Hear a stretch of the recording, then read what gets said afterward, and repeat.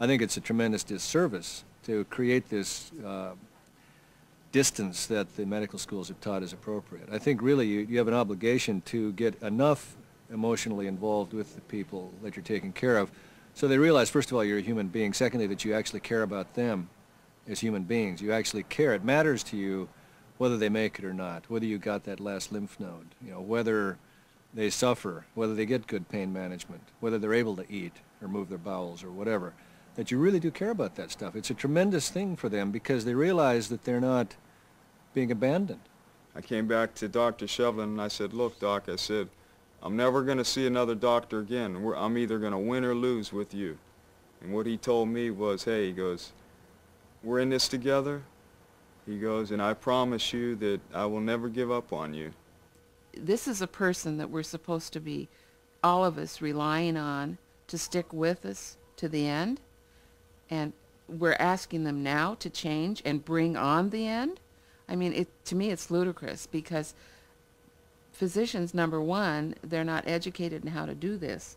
And most doctors, if they're going to do a job, they want to do it well, right? So we need to have courses on how to kill people. And, where would these doctors come from? What kind of doctors can do it? Can a chiropractor do it? I have no idea. Dr. Death. And there are going to have to be physicians that are willing to do it. And there will be. I think it's highly likely that doctors with good practices are not going to want to touch this with a 10-foot pole. It'll be the so-called bottom feeders, the doctors that are kind of marginal, that aren't doing very well, that nobody respects, that are going to do it, and they will open up death clinics. Look at Dr. Kevorkian. He's an unemployed pathologist. He knows nothing about patient care. So who's going to do it? Somebody's going to have to do it. And because there's no guarantees with the drugs that we've got now that it will do the job, we're going to have people come to some place and have somebody standing by, perhaps with a syringe in hand, to finish the job. That's what they do in Holland. The Dutch have tried. You know, the Dutch have been doing this since 1973. They had a whole series of very carefully thought out safeguards based on quality control and lack of pressure on the patient and psychiatric evaluation, all that stuff. The problem is there's no way to enforce it. Children now are being euthanized, handicapped children. And I think about it for myself. If I was in Holland, I had a son with a major birth defect who would probably have been thought about to euthanize. You know, the Dutch, having carefully thought this thing out, they have not had any significant financial or racial pressures such as we might have in this country. And nonetheless, their own government, which supports their euthanasia system, has documented thousands of involuntary deaths. Why? Because the doctors decided the time had come. It has gotten so bad in Holland that people have in their wallets little cards that say, do not euthanize me without my permission. One of the people that does euthanasia over there a couple of years ago euthanized a 26-year-old ballerina because she had arthritis in her toes and she didn't want to live anymore. His comment was, one doesn't enjoy this sort of thing, but it's her choice. Have we reached the point as a society that we're like gum wrappers? I mean, are we that disposable? Are we commodities? Are we objects, or are we human beings? They talk about death with dignity. If you've got less dignity than a dog, what kind of dignity is that? You're disposed of because you're 26 and you can't dance anymore?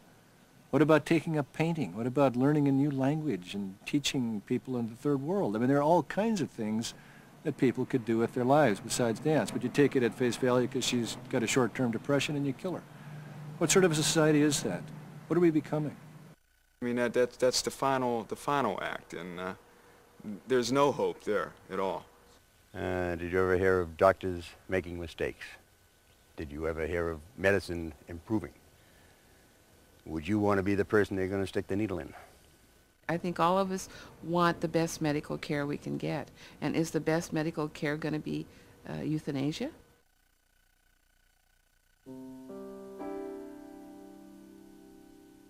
I would have missed out on loving someone as much as I do.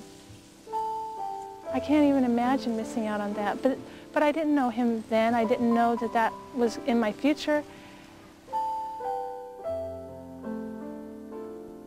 I would have missed the birth of 2 grandchildren. I have 8 grandchildren, and 2 of them I never would have seen. They were born after I was sick, after I was supposed to be dead. They're here with me today, playing in the park.